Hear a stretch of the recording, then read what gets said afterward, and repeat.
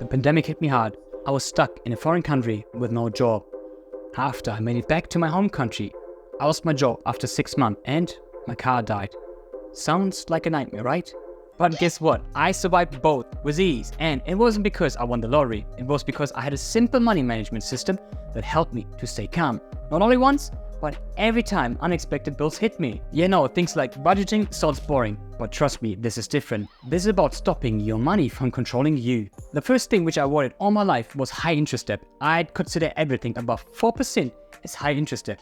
If you're having debt, you're hustling backwards. Imagine like having a leaky boat. While you try to get rid of the water, new water keeps coming inside. It might be because of my cultural background from Germany that I never had any debt. I paid everything in cash.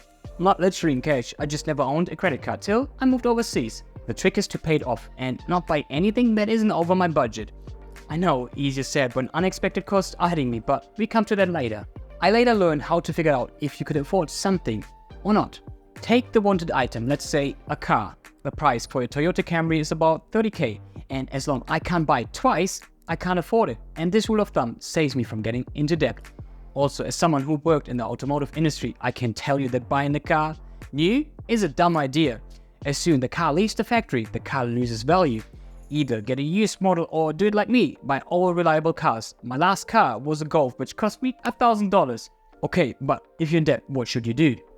Pay it off as fast as possible. There are two proven methods. The snowball method starts with the smallest step first and you slowly work your way up to the top. This will give you momentum on your debt-free journey. Or the avalanche method, where you start with the highest interest first. This will be the quicker option.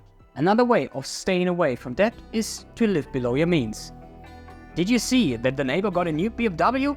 Oh my god, I need to get one too to impress them so that they think I'm doing well. But here are two secrets. Ask yourself, who is the most important person in your life? And if you didn't answer with myself, then you're lying to yourself because everyone just cares about themselves. So who cares what John from next door thinks about my old shitbox? Secret number 2, I'm 99% sure that he can't afford this car because over 60% of American households can't afford their car. And trust me, I've seen many people at my old job driving the biggest car and not being able to pay for any repairs because of their car payment, which was too high for them. And I always ask myself, why would you drive that car then?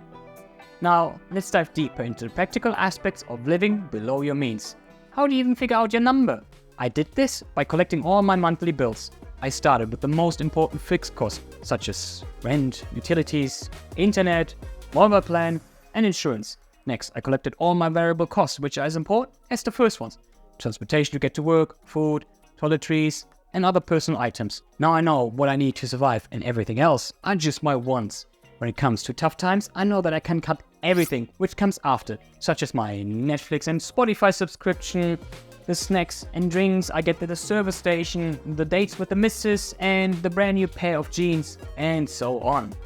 And every time I purchase something, I write it down on my budget app. It takes max 5 seconds. And then I could see how big the gap between my income and my expenses is. With all the numbers collected, I'm now able to see how much monthly expenses I have, even my ones included, because I want to live a fulfilled life and not a depressing life. The goal is to slowly build up my emergency fund up to 6 months, because I don't know when the next pandemic might hit me while I'm in a foreign country again. But here's another benefit. I wasn't only able to see how big the gap between my expense and income was, no, I could also analyze my spending behavior.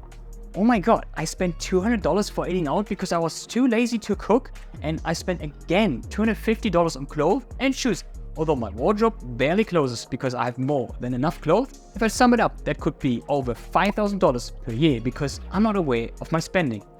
With that said, I was eager to increase my savings rate every month. I wanted to see the number getting bigger and bigger. And this helped me to get my emergency fund quickly to the size I wanted. So I'm ready for the next pandemic, and if the engine light of my car starts blinking, I can keep calm even if I don't have an income by that time. By the way, did you know that you can retire early and it doesn't matter how much money you earn, but how much money you save? Have a look at this graph. If your savings rate is 30%, you're able to retire in 25 years. If your savings rate is at 65%, that means you will be able to retire in 10 years. Okay, I know that you want to get serious with finances, and I have the perfect video for you to watch next to help you to live the life you truly deserve. See you there.